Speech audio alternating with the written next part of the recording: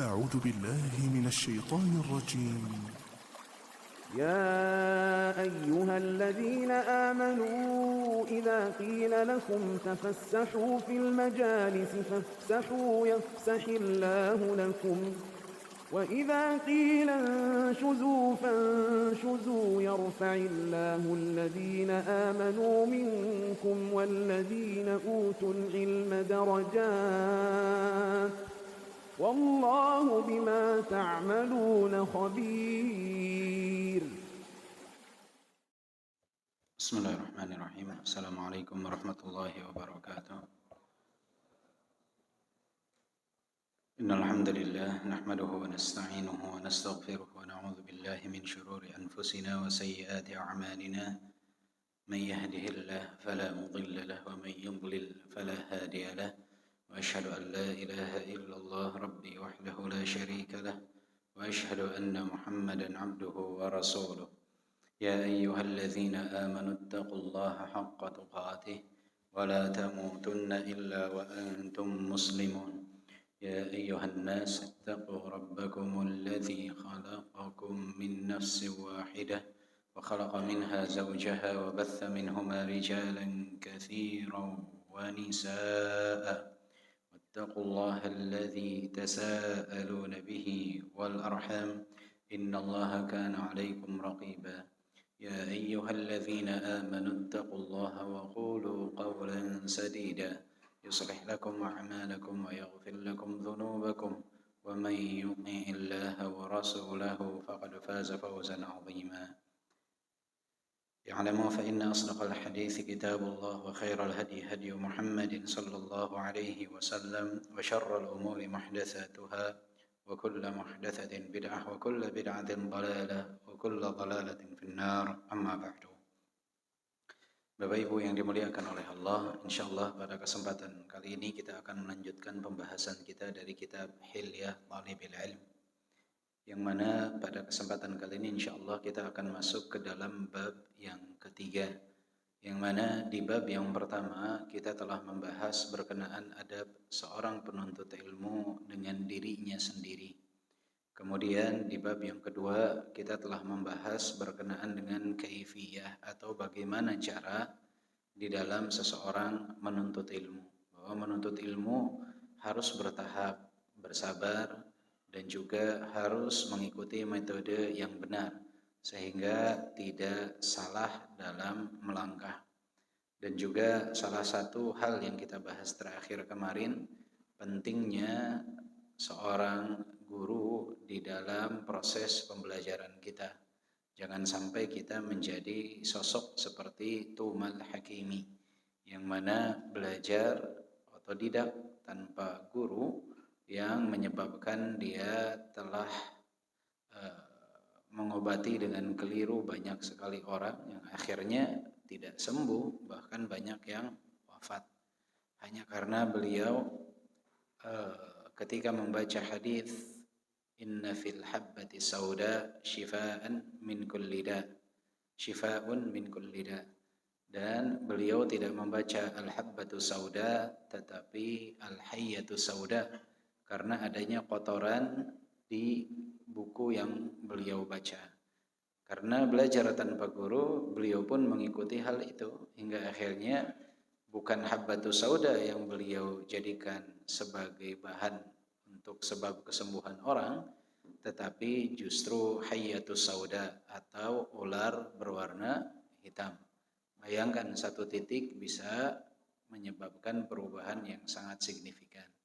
Tetapi hal itu bisa dicegah jika adanya guru. Akhirnya dia menggunakan ular berwarna hitam sebagai bahan pengobatan. Akhirnya bukan banyak yang sembuh, tapi banyak yang meninggal. Maka jangan sampai kita menjadi Tumal Hakimi yang kedua, ketiga, keempat, dan seterusnya. Cukup satu saja, Tumal Hakimi. Ya. Baik, insyaallah kita sekarang masuk ke bab yang ketiga, yaitu adabut talibi ma'a syaikhihi, yaitu adab seorang penuntut ilmu dengan syekhnya. Adab penuntut ilmu dengan syekhnya atau dengan pengajarnya. Al-amru tsamin ashar. Jadi di sini poinnya tetap runut ya, walaupun babnya berubah, tapi poin adab yang harus dipelajarinya tetap runut. Jadi kemarin terakhir 17, sekarang ke poin 18.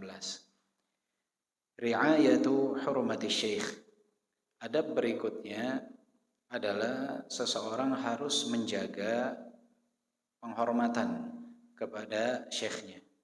Dia harus dapat menghormati dan menghargai syekhnya yang telah mengajarkan kepadanya. Di sini disebutkan oleh Syekh rahimahullah, bima anna al-ilma la yu'khad ibtida'an min al-kutub bal la budda min syaikhin tutqinu alaihi mafatih at-talab.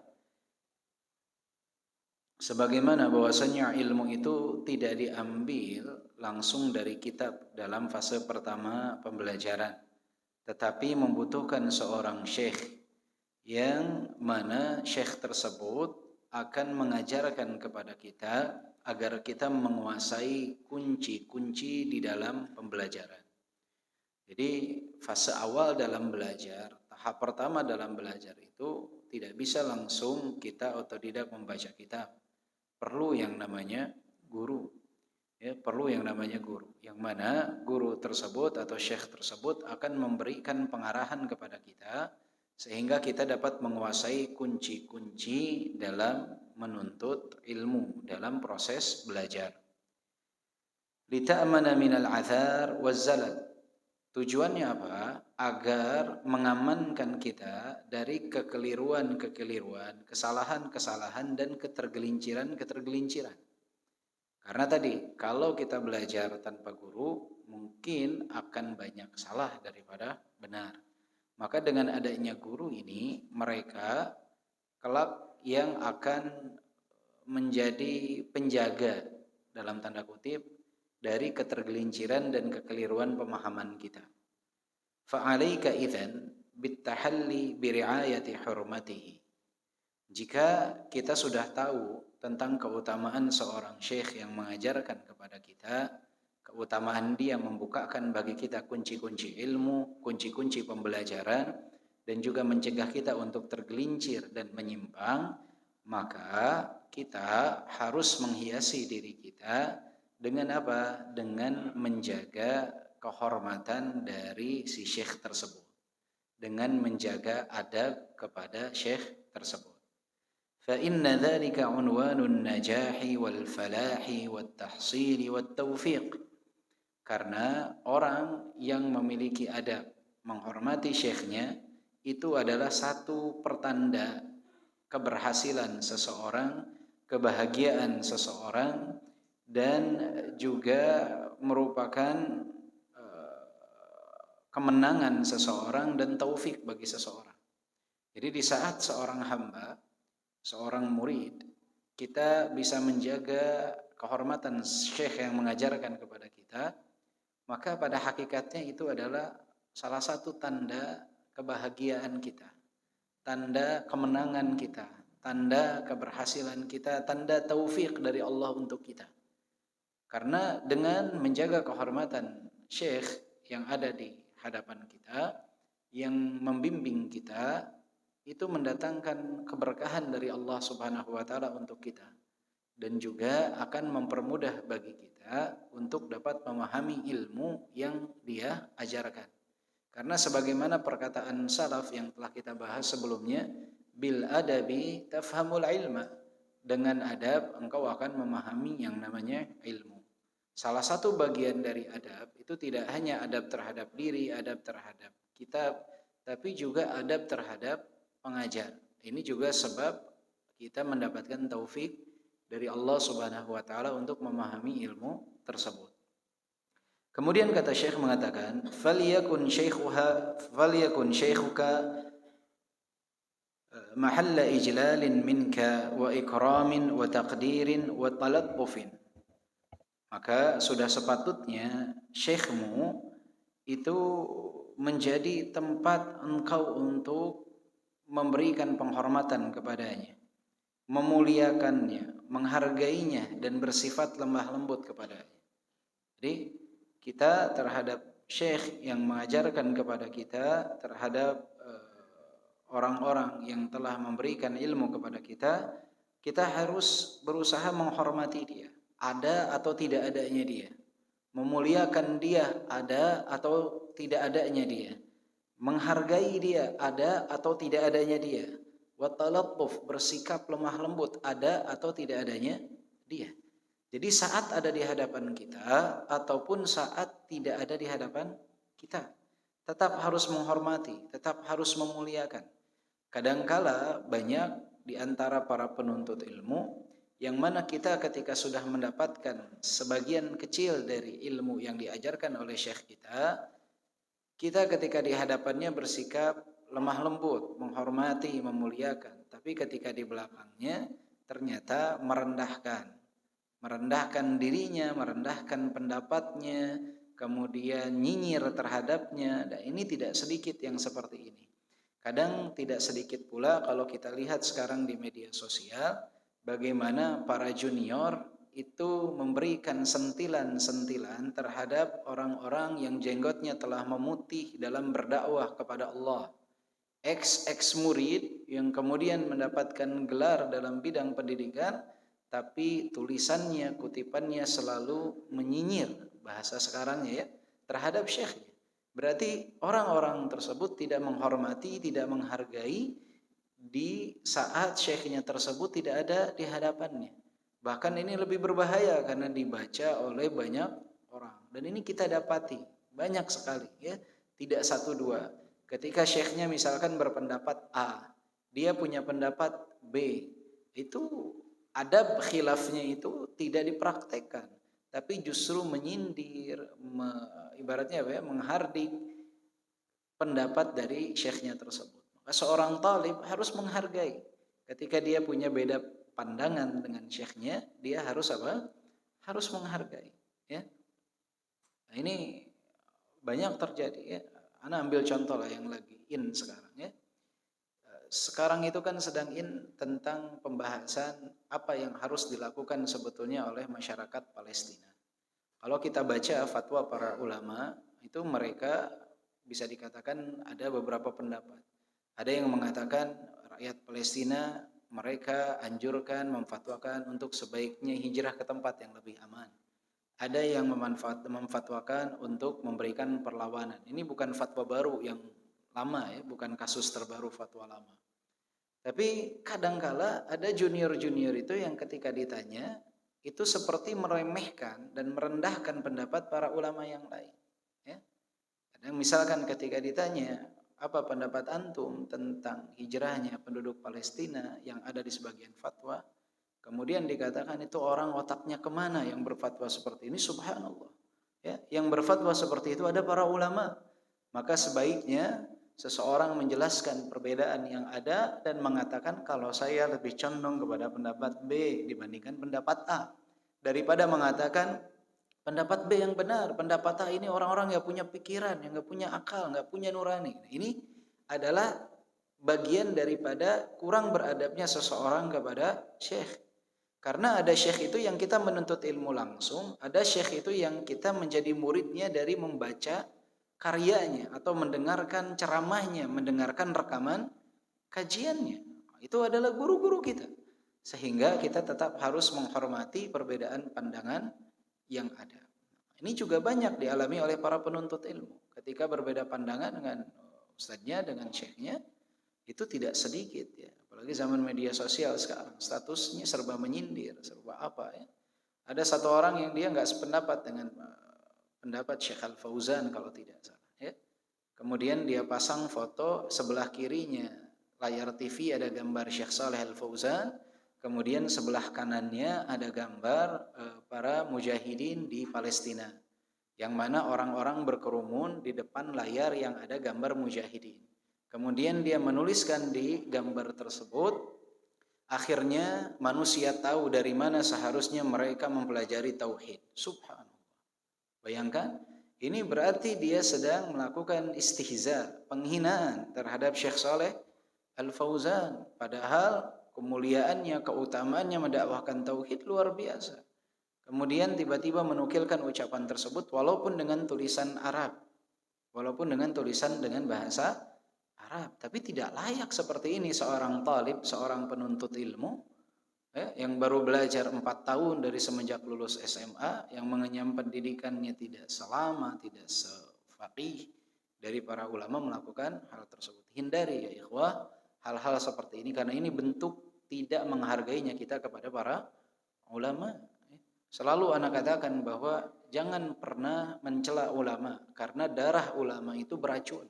Antum yang akan keracunan kalau antum mencela para ulama. Bahaya sekali. Dan ini banyak terjadi, terlebih di zaman fitnah. Terlebih di zaman apa? Fitnah. Coba nanti ketika bentar lagi pemilu nih tahun depan ya, itu bakal banyak tuh. Si A ke si B ke si A, semua akan saling apa? Menjatuhkan. Waliyadzubillah, hati-hati. Lebih baik banyak diam. Hormati, hargai apa yang jadi sudut pandang dari syekh-syekh kita. Kemudian فخذ بمجامع الآداب مع شيخك في جلوسك معه وتحدث إليه وحسن السؤال والاستماع وحسن الأدب في التصفح الكتاب أمامه ومع الكتاب. Kata beliau di sini, maka kita harus menjaga adab kita dengan siapa? Dengan syekh-syekh kita. Baik di saat kita duduk bersamanya ataupun berbicara dengannya, atau di dalam bertanya ataupun ketika mendengarkan kajiannya, dan memiliki adab juga di dalam kita tasaffuhul kitab, artinya ketika kita membuka-buka kitab atau membawa kitab di hadapannya, itu harus apa? Harus dengan adab. Dan ini sangat disayangkan, banyak di beberapa tempat yang hilang adab seperti ini. Jadi kalau kita lihat terlebih lagi di Jabodetabek ini sangat banyak terjadi, yaitu seakan-akan pengisi atau para syekh, para ustadz kita itu, mereka seperti seorang petugas dalam mengisi kajian, tidak ditempatkan sebagai seorang guru, ya. Sesuatu yang menyedihkan. Kalau kita datang ke daerah Jakarta, di perkantoran dan tempat-tempat lainnya, itu seperti diposisikan seperti ya antum datang ke sini saya undang seperti pekerja sudah. Saya gaji, saya beri ya, mengisi begini, tidak sedikit yang mengatur. Ustadz nanti ngisinya begini ya, jangan mengisi begini ya. Ini adalah tanda seseorang tidak memiliki adab terhadap syekhnya. Dan berapa banyak yang sangat disayangkannya yang mau diatur, itu yang musibah. Ya. Pertama dari sisi talibnya tidak boleh mengatur, dari ustadznya jangan mau untuk diatur, ya. Jadi yang paling faham tentang kondisi apa yang paling tepat adalah syekhnya yang mengajarnya. Kalau syekhnya meminta pendapat, apa yang seharusnya anak isi kira-kira yang dibutuhkan di tempat ini, maka silahkan untuk memberikan masukan. Dan ini subhanallah terjadi banyak sekali di mana khususnya tadi Jabodetabek. Bahkan tidak sedikit ustadz yang tiba-tiba diberhentikan tanpa alasan yang jelas, padahal yang didakwahkan adalah Al-Qur'an dan As-Sunnah, yang didakwahkannya benar, penyampaiannya benar. Tiba-tiba ustadz sampai di sini saja ya, diganti sama yang lain. Kenapa? Karena tidak terlalu populer misalkan dibanding yang lain. Berapa banyak yang mengeluh tiba-tiba diberhentikan dari kajian. Anak bilang, antum ngapain jauh-jauh, masjid juga di Bogor banyak, ngapain ngisi jauh-jauh kemana? Ke Jakarta. Di Bogor pun masjid banyak yang kosong, belum ada apa?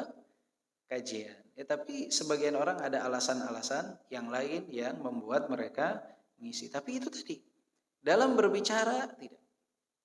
Bahkan anak pernah ingat itu, anak diundang, tidak tahu tiba-tiba dulu sekali berapa, mungkin 7 atau 8 tahun yang lalu, tiba-tiba diundang mengisi kajian di Jawa Timur. Ana bilang antum salah mengundang. Yang biasa diundang masya Allah tabarakallah ustadz yang punya kemampuan luar biasa sekali. Antum ini nggak salah ngundang, kata dia, udah terlanjur disebar flyer kan. Dia minta apa? Kayak biodata atau apa disebutnya? CV-nya apa? Data, kata anak udah nggak usah ditulis apa-apa, nama aja udah. Akhirnya dia kayaknya ternyata tidak seperti ekspektasi dia ya. Kira kan metode masa belajarnya di mana dengan syekh siapa dan lain sebagainya, tinggal katakan udah tulis tamat saja. Dan ternyata tidak sesuai ekspektasi dia dari background itu. Akhirnya ketika mengisi beberapa tempat, subhanallah, satu hal yang Anda ingat sampai saat ini. Ketika mereka makan malam, salah seorang dari mereka sedang berbicara tentang perselisihan di antara dua ustaz. Kemudian dia katakan, salah seorangnya nih, donaturnya, dia bilang, padahal ya, dua-duanya amplopnya sama, isinya juga sama dari saya. Subhanallah. Itu dengarnya luar biasa. Menyedihkan sekali. Setelah mengisi, berapa bulan kemudian dihubungi untuk mengisi, kata ana, jazakallah khairan. Tidak untuk kedua kali. Insya Allah ustad-ustad yang mulia, yang ilmunya luar biasa, dibicarakan seperti itu. Amplopnya sama, katanya. Subhanallah. Subhanallah. Pernah juga anak mengisi di Jakarta, salah satu masjid yang sering jadi tempat kajian. Masya Allah, tabarakallah, sebetulnya makmur. Itu ketika pulang, mereka membawakan sesuatu, terus anak bilang nggak usah, karena mau pergi juga, nggak perlu. Kata dia, udah biasa kok. Kata anak, sama, kita juga sudah biasa. Kata anak, akhirnya tinggal kan, menghubungi lagi, kata anak, nggak ada ihtiram sama sekali. Tidak ada ihtiram sama sekali. Ada satu ustadz mengatakan, dia pernah mengisi kajian di satu masjid di Jakarta juga. Kemudian diberikan amplop, dia nggak mau menerima amplop. Kemudian dilemparkan ke dalam mobilnya. Dilemparkan ke dalam. Saat tersebut marah, dia ambil, dia lemparkan lagi keluar. Dihubungi lagi, dia nggak mau datang. Nah, ini yang seperti ini di mana adab terhadap seorang syekh. Ini hal-hal yang menyedihkan dalam dunia dakwah. Padahal itulah kenapa pentingnya kita membahas tentang apa, Bapak Ibu sekalian, tentang adab. Wallahi penting sekali. Penting sekali membahas tentang adab. Harus ada yang namanya pembelajaran, ini sangat penting, dasar. Karena keberkahan ilmu akan hilang. Ya, makanya banyak orang belajar puluhan tahun, ikut kajian tuh tahunan. Tapi ketika ditanya tahsil ilminya apa, enggak ada. 10 tahun ikut kajian, ngaji bisa? Enggak bisa. Enggak pernah belajar. 10 tahun ikut kajian, sholatnya udah benar? Belum. Salah satu sebabnya adalah hilangnya keberkahan ilmu karena tidak adanya adab tersebut. Kemudian juga husnis su'al wal istima'. Ketika bertanya pun itu ada adabnya. Mendengarkan pun ada adabnya. Jadi ketika kita ingin bertanya kepada syekh kita, itu ada tata caranya, ada adabnya. Ketika mendapatkan jawaban pun ada adabnya. Kita kalau ke sesama kita aja Pak nanya, Assalamualaikum, salam misalkan, antum nanti bisa datang ke sini? Oh iya bisa. Baik, jazakallah khair. Begitu ya biasanya seperti itu. Tapi banyak yang mengeluhkan tidak seperti itu. Bertanya misalkan seseorang panjang lebar, kemudian syekhnya menjawab, kemudian sudah hanya dibaca saja. Hanya dibaca saja. Subhanallah. Nah, inilah adab dalam bertanya. Adab dalam mendengarkan jawaban. Sesuatu mendengarkan ilmu harus diperhatikan. Dan juga wa tarkit tatawuli wal mumarah amamahu. Tinggalkan seseorang itu harus meninggalkan kelancangan dan perdebatan di hadapannya. Jadi kadang kita nggak setuju nih, tapi kan. Kadang si ustadznya, syekhnya ini kan tahu, misalkan nih mustami'nya, pendengarnya berbeda-beda tingkat pendidikannya, latar belakangnya. Kadang ada yang nanya, dijawabnya umum. Kenapa? Karena kurang tepat untuk dijawab di hadapan yang lain. Kemudian muridnya bertanya lagi, tapi kan. Hingga akhirnya yang tadinya dibuat umum diarahkan untuk menjadi khusus. Ini tidak baik. Ini tidak baik. Kira-kira kita perlu pertanyaan lebih mendalam dan tidak dijawab dalam forum umum, ditanyakan secara pribadi. Hilangkan perdebatan, tinggalkan perdebatan. Tinggalkan perdebatan. wa 'adami at-taqaddumi 'alaihi bi kalamin aw masirin aw iktsaril kalam 'indahu aw mudakhalatihi fi hadithihi wa darsihi bi kalamin minka. Dan juga jangan sampai kita mendahulinya dalam berbicara, dalam berjalan, dalam banyak berbicara, bahkan jangan menyela pembicaraannya dan pembelajarannya dengan ucapan kita. Jadi jangan dicela ketika mereka sedang berbicara. Jangan dipotong ketika mereka sedang berbicara. Nah, ini bukan berarti ketika mereka melakukan kesalahan dibiarkan. Tidak, jangan juga ya. Karena apa? Karena kesalahan yang diucapkan oleh seorang pengajar itu efeknya bisa besar. Jadi seorang talib yang tahu ada kesalahan ucap atau kesalahan penyebutan, tidak masalah untuk mengingatkan. Dengan apa? Dengan mengangkat tangan terlebih dahulu atau dengan menuliskan lewat selembar kertas untuk diberikan. Tidak masalah. Jika memang maslahatnya seperti itu, daripada orang mendapatkan ilmu yang keliru. Karena dalam berbicara itu kadangkala ada sabqul lisan. Lisan berbicara belum diperintahkan sama otak kita. Jadi keseleo lidah lah bahasa kitanya. Sabqul lisan itu keseleo lidah. Pikirannya nggak sadar bahwa itu diucapkan seperti itu, tapi ternyata keliru. Misalkan kadangkala ada orang yang ceramah, jadi ayah dari Abu Bakar As-Siddiq Utsman ibn Affan, beliau mengatakan misalkan, ya salah kan? Harusnya ayah dari Aisyah radhiyallahu anha yaitu Utsman ibn Affan mengatakan seperti itu. Salah, harusnya siapa? Abu Bakar As-Siddiq. Apakah dibiarkan? Nanti orang bisa salah paham. Maka tetap diingatkan, mungkin dengan secari kertas atau kita mengangkat tangan. Tetap diperhatikan pengingkaran terhadap kesalahan itu harus, tapi dengan cara yang halus, dengan cara yang baik. Awil ilhahi alaihi fi jawab. Dan jangan juga mendesak di dalam menjawab. Jangan mendesak di dalam menjawab. Ana pernah dulu ketika belajar, ingat Ana lulus SMA, baru belajar bahasa Arab, ketemu sama satu syekh, namanya Syekh Jamil As-Solwi, hafizahullah. Masih hidup, orang Yaman beliau. Ana waktu itu ingin bertanya, Syekh, bagaimana ketika hari Senin itu bertepatan dengan tanggal 10 Muharram, hari Asyura. Ana niatnya puasa Senin atau niatnya puasa Asyura. Ana ingat tuh. Nanya, ketemu di masjid, anak tanya. Karena kan yang namanya lagi belajar bahasa, pengen mempraktekkan bahasa. Bertanya, beliau sudah menjawab. Kata beliau, niatkan puasa Asyura, insya Allah dapat keutamaan puasa Senin. Naik ke tangga, anak tanya lagi. Jalan, tanya lagi.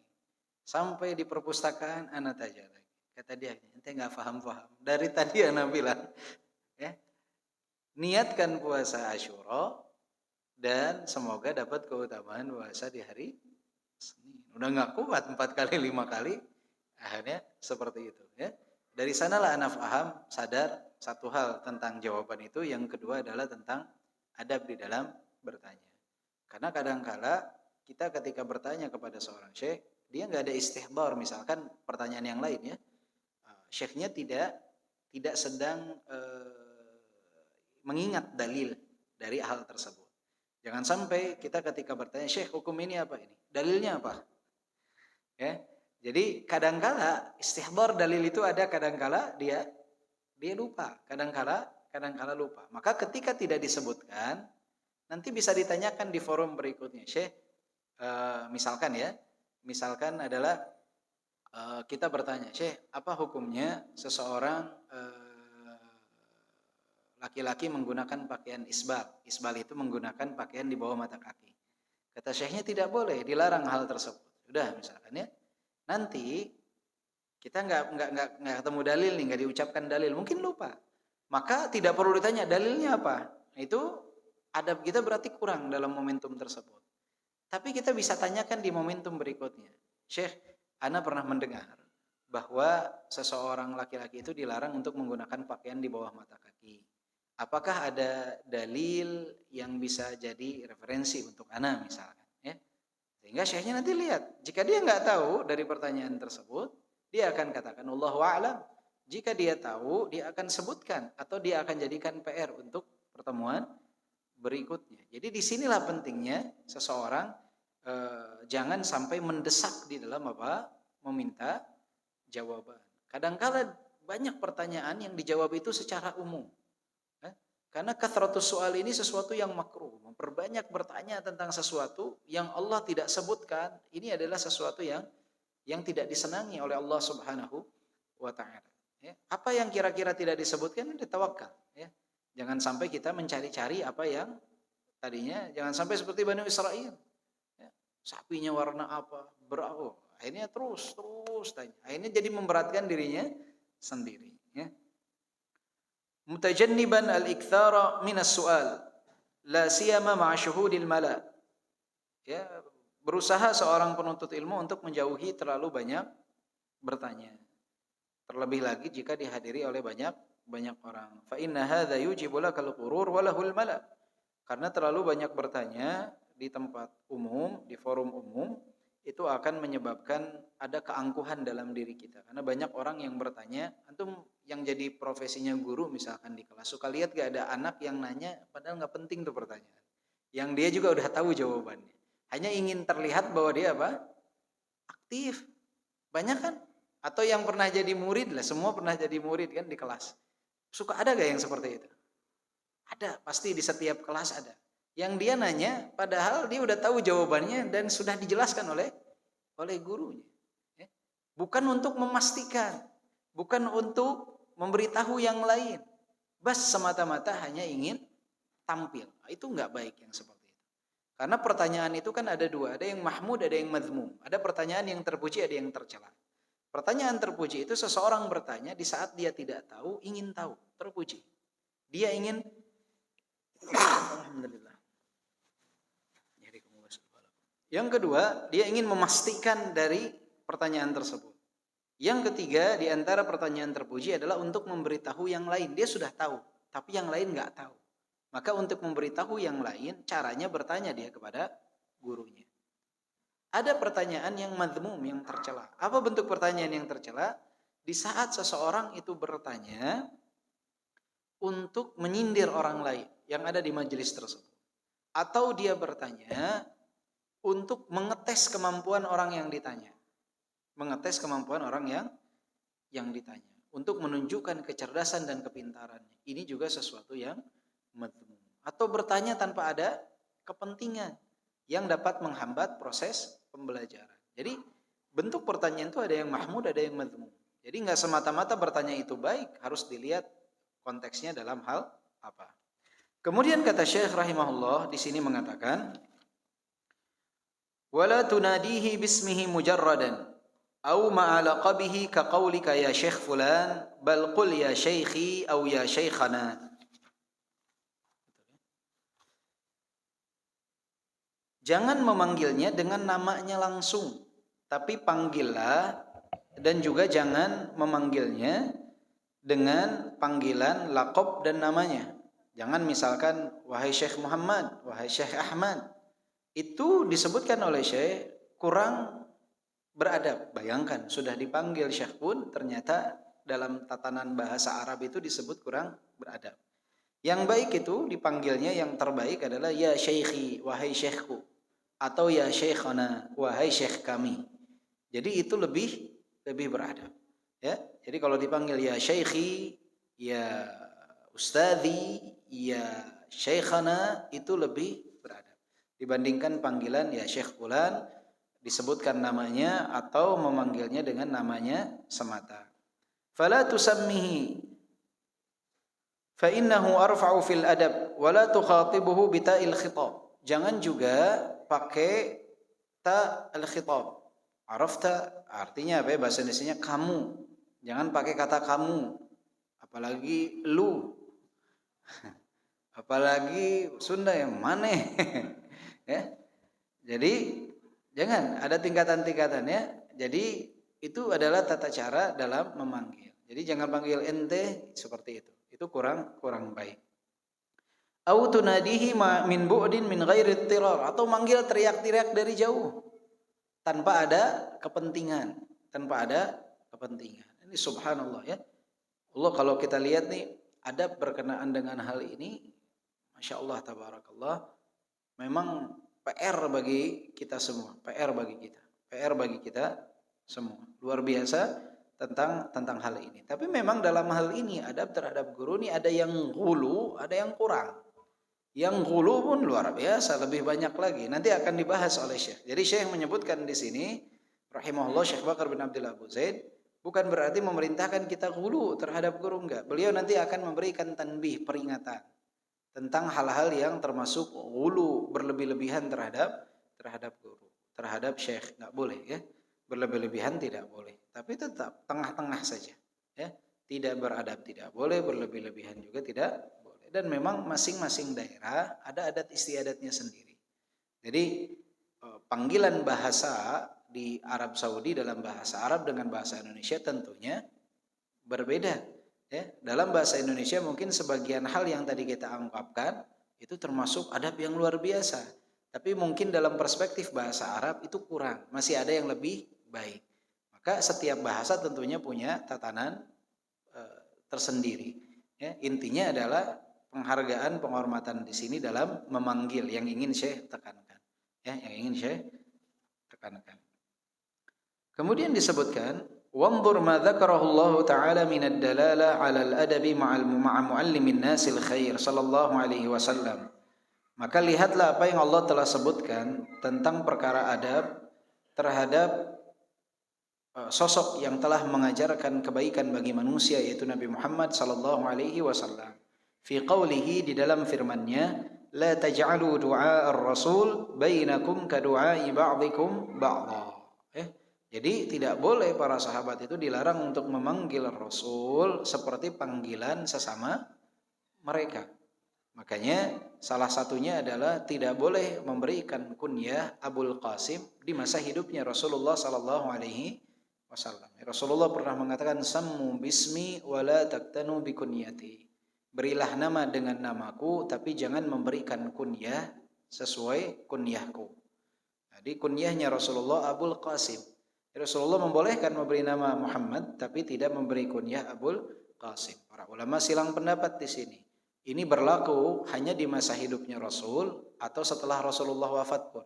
Wallahu a'lam, ana lebih condong kepada pendapat larangan ini berlaku di masa hidupnya Rasulullah agar tidak samar panggilan kunyah bagi Rasulullah dengan yang lain ya, dengan yang lain. Jadi seperti itu. Kemudian kata Syekh disebutkan di sini, wa kama la yaliqu an taqula liwalidika dzil ubuwati at-tiniyah ya fulan aw ya walidi fulan fala yajmulu bika ma'a syaikhika. Sebagaimana ketika kita berhubungan, berkomunikasi dengan ayah kandung kita, ayah sedarah kita, yang mana enggak mungkin kita panggil namanya. Misalkan ada anak nama bapaknya Ahmad. Ahmad, hei Ahmad, mungkin enggak? Enggak mungkin ya. Enggak mungkin. Atau misalkan wahai ayahku Ahmad, kurang sopan ya. Ada sesuatu yang kurang gitu. Kalau kita panggil ayahku, kemudian namanya disebut juga, ya. Ada sesuatu yang kurang. Udah ayah ente emang ada berapa? Cuman satu, ya. Cuman satu. Kenapa jadi ayahku fulan, ayahku alan? Emang ada berapa ayah? Cuman satu. Jika dengan ayah sedarah kita tidak boleh melakukan panggilan-panggilan tersebut, maka sudah sepatutnya kata beliau kita menerapkan hal yang serupa kepada syekh-syekh kita. Di sini disebutkan waltazim tawqiral majlis wa idharas surur minad darsi wal ifadati bihi. Dan juga hendaknya seseorang ketika berada di majlisnya seorang syekh tersebut adalah dia menghormati, mengagungkan majlis ilmu tersebut dan menampakkan kebahagiaan dalam pembelajaran. Jadi jangan pas buka buku tuh datang nih, misalkan gurunya datang buka buku, nggak bahagia berarti dia dalam apa? Belajar. Ya, tidak bahagia dalam belajar. Raut muka tuh harus senang, harus bahagia. Karena yang kita dapat adalah ilmu dan juga harus banyak istifadah. Istifadah dalam kajian tuh. Jadi jangan kita hadir pikiran kita melanglang buana. Apa yang disampaikan yang kita anggap penting untuk dicatat, catat. Atau kita rekam, atau apapun, lakukan sesuatu. Menunjukkan bahwa kita memang datang untuk mengambil faedah, mengambil ilmu. Jadi usahakan. Mau catat sekarang lewat handphone, pakai kitab, silakan. Yang penting apa? Catat. Qayyidul ilma bil kitabah. Ikat ilmu itu dengan tulisan. Ikat ilmu itu dengan tulisan. Alhamdulillah, syuf. Orang yang ketika kajian kita berusaha menulis, itu manfaat luar biasa. Tersimpan. Ya. Untuk murojaah itu Masya Allah tabarakallah. Dan apa yang kita tulis itu berbeda dengan apa yang kita baca. Daya ingat ke kepala kita tuh berbeda. Berbeda sekali, jauh sekali. Makanya nggak tahu, anak secara pribadi lebih senang, ada nih misalkan bukunya, tapi lebih senang menyalin. Misalkan untuk khutbah Jumat, ya, ada buku, khusus buku tulis, itu kita coba rangkum dulu lewat handphone misalkan materi-materinya, kemudian dicatat di buku tulis tersebut. Sering anak katakan membaca bacaan lewat buku tulis itu bagi anak lebih mengikat dibandingkan hanya sekedar padahal sama aja. Di handphone ada, di tab ada, di buku ada, tapi kalau kita tulis berbeda. Daya ingatnya itu berbeda.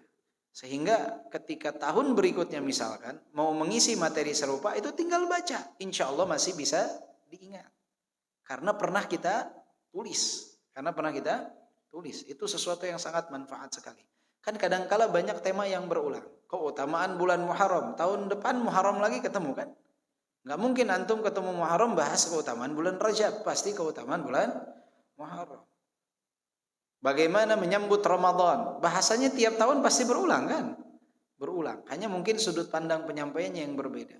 Sama seperti itu juga. Jadi seseorang hendaknya dia menulis. Karena dengan menulis itu akan mengikat. Qayyidul ilma bil kitabah. Ikat ilmu itu dengan menulis. Wa idza badalaka khata'un minasy-syaikh aw wahmun fala yusqithu dzalika min 'ainik fa innahu sababun li hirmanika min ilmihi wa man dalladhi yanju minal khata' salima. Kata beliau, jika nampak kesalahan dari syekhmu, kekhilafan dari dia nampak nih, maka jangan pernah engkau jatuhkan dia dari kedua matamu. Karena kadang kita nih kalau lihat kesalahan seorang syekh, sama aja lah. Ya. Kirain. Ya. Ternyata. Padahal salahnya sedikit. Dibanding kebaikannya. Jangan, itu bisikan syaitan.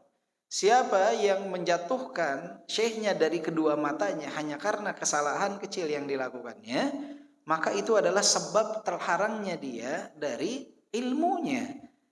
Dan siapa yang selamat dari kesalahan? Pasti orang punya kesalahan. Kan kesalahan ini ada beberapa tingkatan. Selama kesalahan ini kesalahan manusiawi, orang berbuat khilaf, dan dia memperbaiki diri bertobat, maka jangan dijatuhkan dari kedua mata kita. Ya? Karena itu akan menjadi penghalang kita dari keutamaan ilmu. Ya, dari keutamaan ilmu. Misalkan, kita menuntut ilmu kepada seorang syekh. Kemudian kita lihat syekh tersebut lagi minum sambil berdiri. Syekh minum sambil berdiri. Dan nggak mau lagi belajar sama dia. Gitu. Misalkan ya. Ternyata padahal yang syekhnya minum air zam-zam. Yang mana beliau berpendapat tentang zam-zam itu afdolnya diminum berdiri misalkan. Dalam memahami hadis Rasulullah minum air zam-zam sambil berdiri. Kan Rasulullah itu pernah minum air zam-zam sambil berdiri. Dan menganjurkan minum untuk sambil duduk. Para ulama menggabungkan dua hadis ini. Di antara mereka ada yang berpendapat bahwa khusus air zam-zam utamanya minum sambil berdiri. Air yang lain sambil duduk. Ada juga para ulama yang berpendapat berarti minum sambil berdiri itu tidak diharamkan, tidak dilarang. Tapi afdolnya minum sambil duduk. Mau apapun yang diminum, mau zam-zam ataupun selainnya. Ternyata syekhnya tersebut berpendapat memang disunahkan minum air zam-zam sambil berdiri. Kemudian kita lihat dari jauh dia minum, ilmunya segitu nggak mau. Karena dia merasa harus duduk sambil duduk. Akhirnya dia terhalang dari ilmu yang banyak, ya, dari ilmu yang banyak. Ya. Kita nggak tahu sebab dia, kenapa, ya, alasannya. Dan kalaupun beliau salah, kesalahan seperti itu jangan sampai menjatuhkan dia dari kedua mata kita.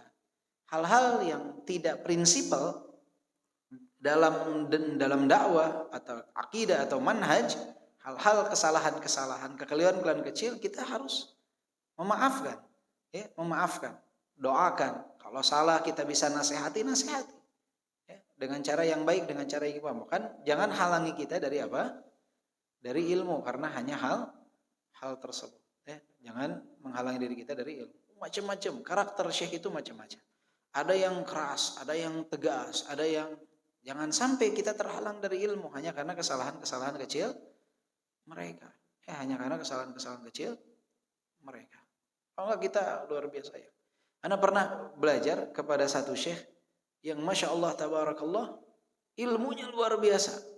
Salah satu murid dari Syekh Mukbil. Ilmunya luar biasa. 10 tahun beliau belajar dengan Syekh Mukbil. Ilmunya luar biasa banyak. Dalam segala bidang, dalam segala kajian. Tapi beliau lemah dalam nahwu. Fathah dibaca dhammah, dhammah dibaca kasroh, lemah dalam nahwu. Itu kalau kita melihat ini nggak bisa. Kita aja tahu nih dibaca kasroh, dibaca fathah, dibaca dhammah. Akan terhalang dari ilmu yang banyak. Namanya syekh pasti punya apa? Kelemahan. Pasti punya kelemahan. Ya, jadi jangan sampai kita menghalangi diri kita dari ilmu hanya karena hal tersebut. Atau kadang dari bacaan. Ternyata syekh kita tidak terlalu fasih. Yang penting bacanya benar. Tapi ternyata tidak sefasih kita. Kita yang udah ikut apa? Pelatihan tahsin. Bacaan kita lebih baik. Hanya karena syekhnya salah dalam satu ayat. Salah pengucapan pelafadzan yang kita anggap kurang sempurna, jangan sampai jadi jatuh dari kedua mata kita. Intinya kullukum khata'un khair khata'ina tawwabun. Semua dari kalian pasti berbuat salah. Yang bebas dari kesalahan itu hanya siapa? Rasulullah yang maksum, manusia maksum. Tidak ada yang maksum setelah Rasulullah sallallahu alaihi wasallam. Yang terbaik adalah yang bertaubat dari apa? Dari kesalahan.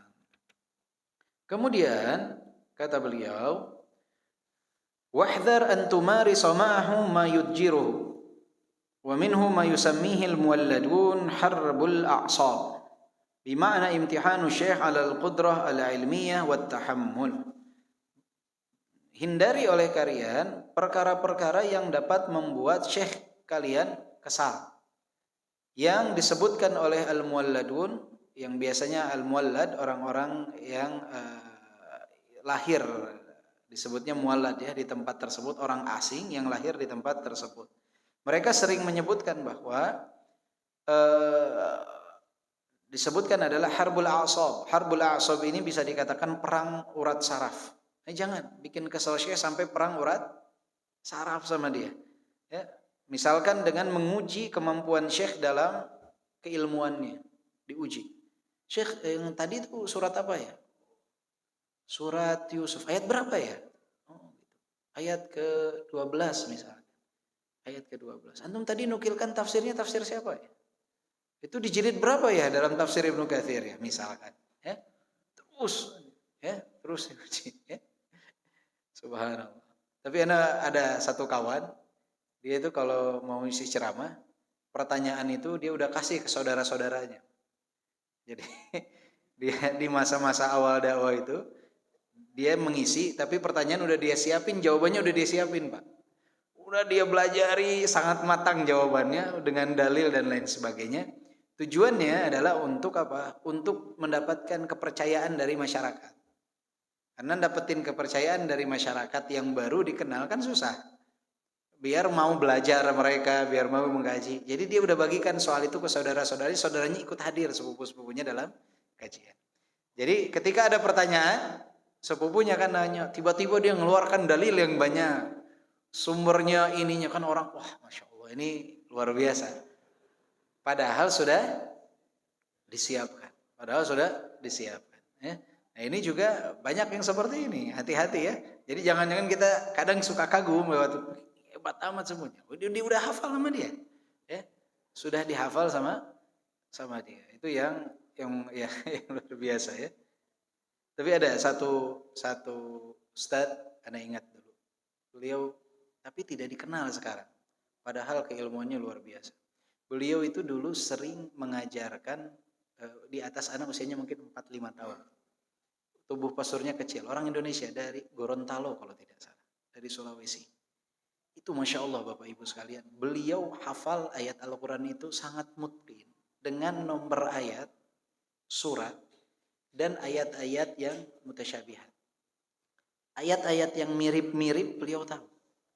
Jadi beliau kalau disebutkan satu ayat, beliau ayat yang mirip dengan ini ada di surat ini ayat sekian. Tanpa persiapan. Bukan pas mau ngisi dihafalin dulu, enggak. Tapi memang mutqin. Dan Anda ingat di 2007 beliau itu saat itu awal 2008 Sahih Al-Bukhari itu beliau udah hafal Bulughul Maram. Sahih Al-Bukhari itu 2009 Sahih Al-Bukhari itu tinggal sisa 3 bulan lagi beliau hafalkan Sahih Al-Bukhari. Di 2015 beliau masih di Yaman. Itu 2009 Quran, Bulughul Maram, Sahih Al-Bukhari udah hafal. Anda enggak tahu 2015 terakhir dia hafal. Sekarang ada di Sulawesi. Tapi tidak nampakkan di media sosial, enggak ada sama sekali. Ya, namanya Ustaz Syukron namanya. Masya Allah keilmuannya. Antum tanya siapa yang pernah bertemu beliau di Yaman pasti akan mengakui. Karena banyak yang jadi murid-muridnya beliau. Ustaz-ustaz yang mengajar di Indonesia banyak yang jadi murid. Tapi enggak dikenal kan? Enggak ketahuan. Subhanallah. Itu keilmuannya luar biasa. Ya, keilmuannya luar biasa. Jadi orang-orang seperti itu sebetulnya kalau misalkan Masya Allah ada yang mensupport untuk menampakkan ilmunya, berikan kepada umat luar biasa.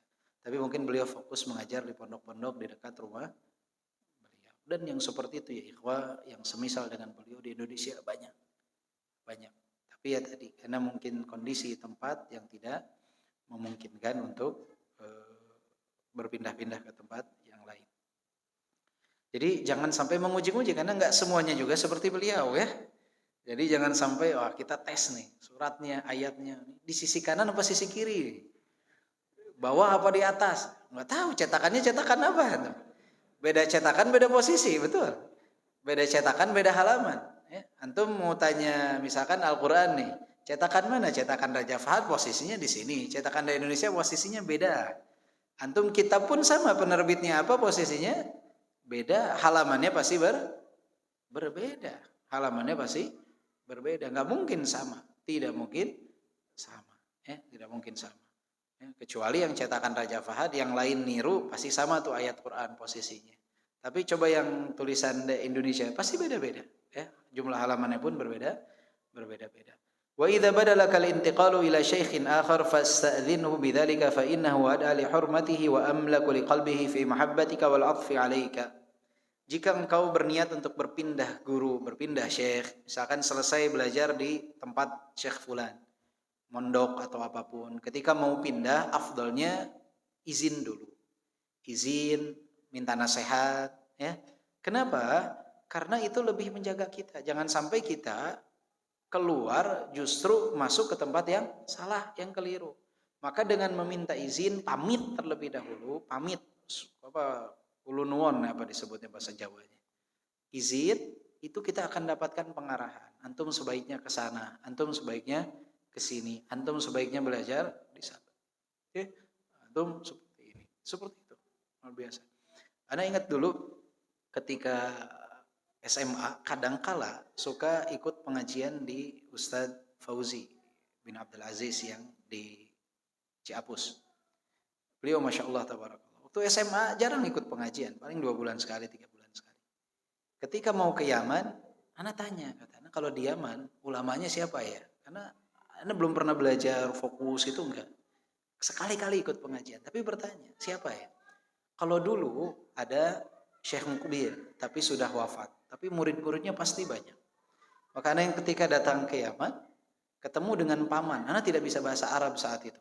Ana cuma bilang di hadapan beliau, Mukbil, kata. Mukbil. Anda nggak bisa bahasa Arab.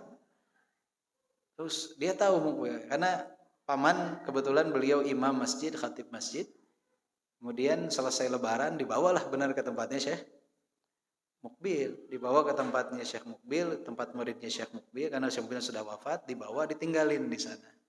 Akhirnya banyak kenal orang di tempat tersebut. Akhirnya disitulah ada ketertarikan untuk belajar agama. Mulainya di situ.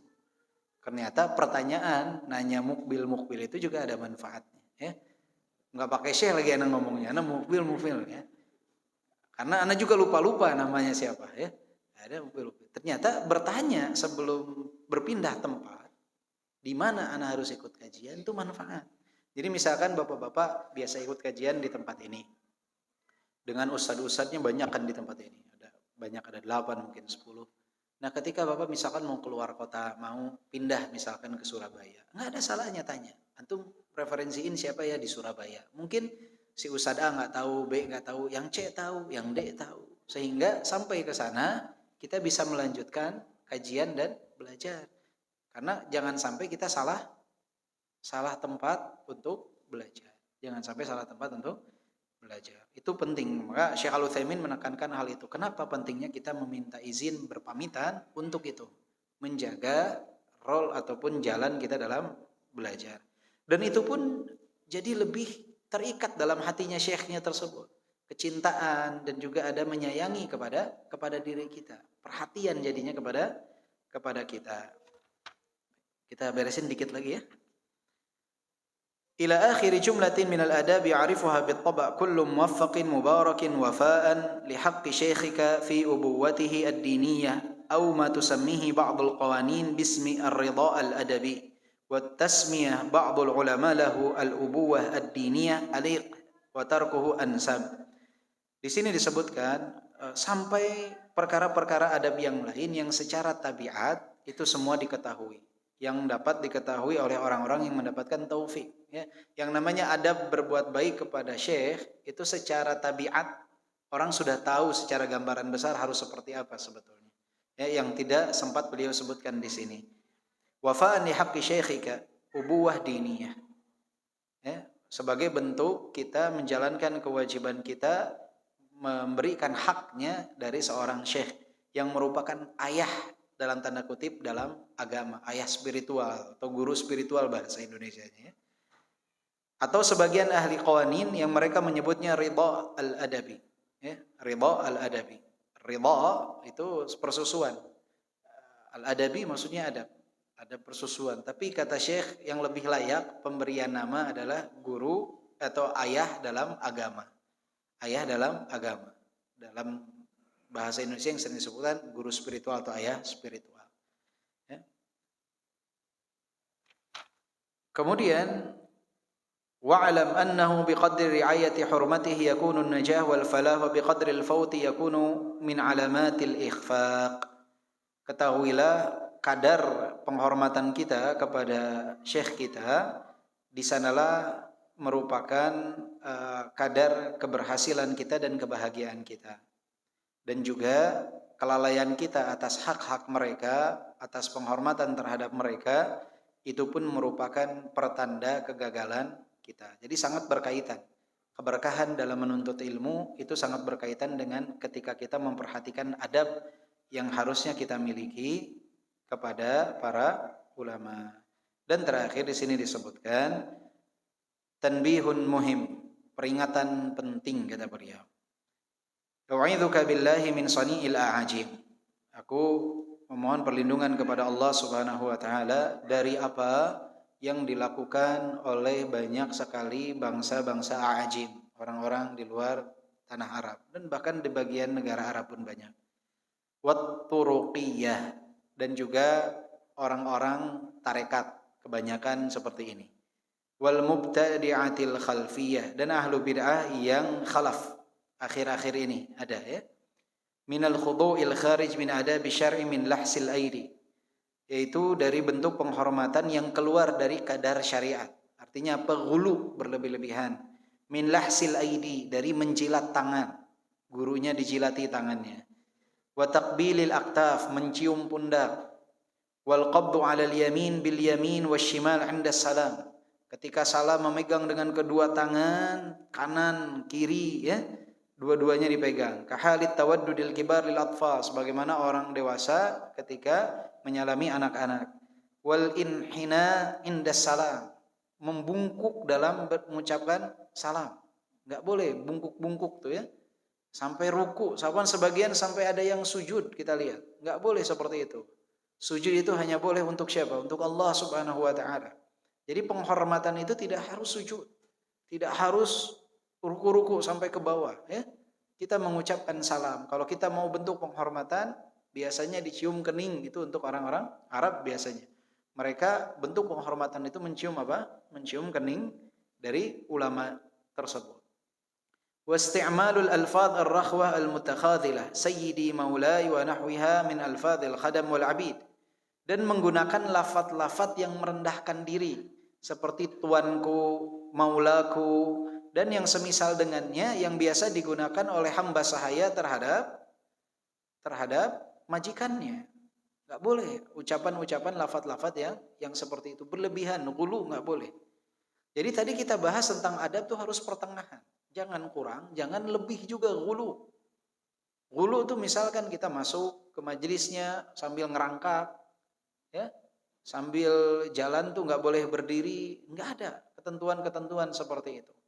Kemudian sampai ada yang menjilati, ya, menjilati, cium tangan 5 kali, ada 4 kali, banyak sekali, ya, sekali. Dia bahkan subhanallah yang luar biasanya adalah banyak yang sampai tadi mencium pundak, ya, mencium pundak, bakas. Kemudian tabarruk dengan zatnya, dengan tubuhnya, dengan apa? Misalkan dia beres minum, berebut air minumnya, beres makan gorengan, sisanya berebut makan gorengannya, beres kobokannya berebut buat diminum. Itu juga hal-hal yang ghulu, karena tabarruk dengan zat ini tidak pernah dilakukan oleh para sahabat kepada sahabat-sahabat yang senior. Tidak pernah dilakukan kepada Abu Bakar, Umar, Uthman, Ali, dan yang lainnya. Tidak pernah dilakukan para tabi'in kepada para sahabat, para atba'u tabi'in kepada para tabi'in. Enggak pernah dinukilkan Imam Syafi'i berusaha minum dari sisa gelasnya Imam Malik misalkan. Atau Imam Ahmad berusaha untuk minum dari sisa minumnya Imam Malik, Imam Syafi'i. Jadi jangan ghulu, enggak boleh ghulu. Ya, tidak boleh kita ghulu. Ya.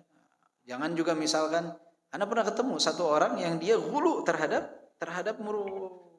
syekhnya, ghulu terhadap syekhnya.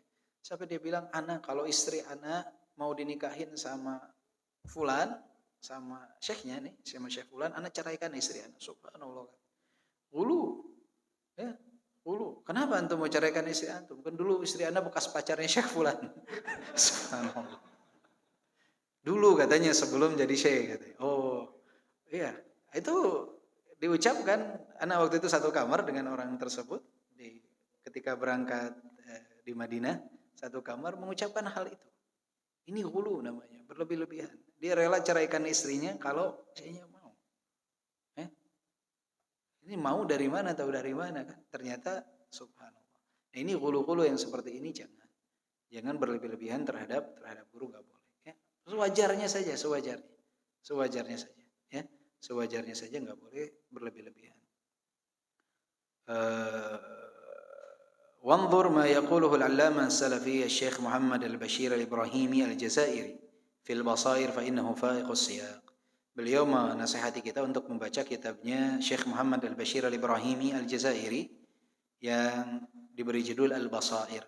Karena kata beliau di sana ada pendalaman yang lebih dalam tentang hal tersebut. Kalau Syekh Al-Utsaimin dalam syarahnya tentang Hilyah ini mengatakan beliau sendiri belum mengetahui tentang kitab ini, kitab Al-Basair. Tapi ini disebutkan oleh Bakar bin Abdullah Abu Zaid rahimahullah rahmatan wasi'ah. Baik, itu yang kita bahas pada kesempatan kali ini, poin ke-18, yaitu hendaknya seseorang menghormati dan menghargai syekh yang mengajarkan kepadanya ilmu. Dan ada syekh offline, ada syekh online juga Bapak Ibu ya. Zaman kita sekarang ya. Jadi tetap mereka juga punya ada orang, ada syekh yang kita itu enggak pernah ketemu, tapi kita dapat ilmu banyak. Sekarang misalkan para asatidah yang muncul di media online, banyak ilmu yang ana yakin kita dapat dari mereka. Reelsnya sering muncul, potongan videonya sering muncul, banyak ilmu yang kita dapat. Mungkin kita nggak pernah bertemu langsung, maka tetap penghormatan tersebut harus dijaga, jangan direndahkan, jangan dijatuhkan. Ya, harus ada penghormatan, harus ada ta'zim kepada mereka. Ya, ini yang nggak ada di zaman dulu, tapi di zaman sekarang ada. Mungkin antum sering lihat potongan dari Syekh Al-Utsaimin, potongan-potongan video. Padahal nggak pernah bertemu karena Syekh sudah wafat. Mendengar misalkan tentang Syekh Fulan, Syekh Alan, bukunya dibaca, kita bahas misalkan. Hal semacam itu, Masya Allah, tabarakallah. Kita nggak pernah bertemu mereka, tapi mereka adalah guru-guru kita. Semoga Allah merahmati yang wafat di antara mereka, dan yang hidup semoga. Seperti ada Ustadz yang telah wafat, Ustadz siapa? Ustadz Halim Naro ya, rahimahullah. Ya, Ustadz Halim Naro. Itu ceramahnya Masya Allah semua kan. Beliau sudah wafat, udah berapa tahun wafat. Tapi ilmunya masih terus menyebar. Bayangkan. Ya. Beliau di alam kubur, tapi ilmunya masih terus menyebar. Banyak yang dapat manfaat dari ilmu beliau yang beliau sampaikan. Banyak yang jadi muridnya setelah beliau wafat justru. Ya. Kemudian Ustadz Hamzah yang mengajar bahasa Arab di Roja. Masya Allah. Ya. Beliau sangat rendah hati sekali. Tawadhu sekali orangnya. Dan mengajarkan bahasa Arab banyak. Rekaman-rekamannya masih sering disetelkan. Beliaunya telah wafat. Ada yang jadi murid-muridnya baru mungkin. Dengan mendengarkan rekaman-rekaman kajian. Salah satu adab adalah menghormati, menghargai. Yang wafat itu didoakan. Rahimahullah. Yang masih hidup didoakan juga. Agar Allah panjangkan usianya dalam kebaikan. Diberikan taufik. Ya, diberkahi. Kita salah satu adab. Makanya kata para ulama. Adab seseorang dengan manusia itu. Selain adab dia kepada Rasulullah, sesama Rasulullah. Yang pertama, kemudian kepada orang tua, juga terhadap syekh yang mengajarkan ilmu kepadanya. Dengan apa? Yang wafat didoakan. Guru-guru kita. Atau guru-guru yang mengajarkan kita dulu baca alif, ba, ta, tha, jim, ha, ho. Yang kita udah lupa namanya siapa. Guru yang mengajarkan kita abjad, a, b, c, d, e, f, g. Guru-guru SD kita, TK kita. Lupa kita namanya siapa. Doakan. Ya Allah yang masih hidup di antara mereka.